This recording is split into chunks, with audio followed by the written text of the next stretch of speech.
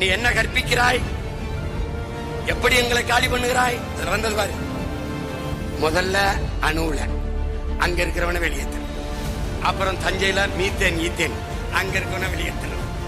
அப்புறம் பூர்வீக குடிகள் தலைநகர்ல வாழ்ந்த ஆதி தமிழ் குடிகள் எங்களை அங்கிருந்து செம்மஞ்சேரி, கண்ணகி நகர், கல்குட்டை, பெரும்பாக்கத்துக்கு தூக்கி தள்ளிட்டாங்க.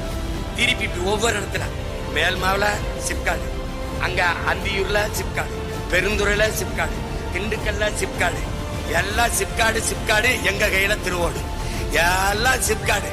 யாரு இந்த சிப்காட்டு முதலாளி? எந்த ஒரு புடுங்கி முதலாளி யாருக்கு தெரியும்? தெரியாது. யாருக்கு தெரியும் சொல்லு. உன் ஊபர் ஓலா முதலாளி அவன் தெரியாது. உன்னுடைய சுயி சுமோட்டோ முதலாளி அவன் தெரியாது. காத்த வியாபாரம் பண்ணிக்கிட்டு இருக்காண்டா அந்த முதலாளி உன் கண்ணுக்கு தெரிய மாட்டான். எங்க இருக்கான்னு தெரியல. உன்னுடைய உழைப்பை, உன்னுடைய நிலத்தின் வளத்தை எல்லாவற்றையும் சுரண்டி கொண்டு போயிட்டு இருக்கான்.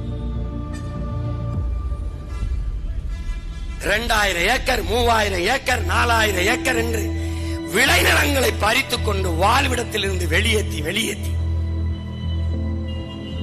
பாரு. நெய்வேலி பழுப்பு நிலக்கரி பல ஆயிரக்கணக்கான ஏக்கர் விளைநிலத்தை பறிச்சுட்டு வாழ்விடத்திலிருந்து நம்ம மக்களை வெளியேற்றிட்டான். வீட்டுக்கு ஒருத்தனுக்கு வேலை தரம்னா ஒருத்தனுக்கு வேலை கொடுக்கல. அங்கேயும் போய் நாங்க தான் போறோம். 299 பேரை வேலைக்கு எடுத்தது நெய்வேலி பழுப்பு நிலக்கரி மின்சார நிறுவனம். ஒருத்தன் கூட அதுல தமிழன் இல்ல. உன்னால் நம்ப முடியாத நிலம் என்னது, வளம் என்னது, வேலை அவனுக்கு எப்படி கேட்க நாதி இல்லை. ஏன்? இந்தியன் திராவிடன் அதிகாரம் தமிழனுக்கு எதிரானது.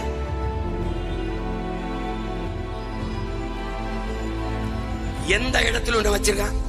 கடலூர்ல சிப்காட் இருக்கு, சைமா இருக்கு. அந்த தொழிற்சாலையில வளர்ந்தது என்ன சொல்லு. அங்க என்ன செஞ்சிருக்கணும்?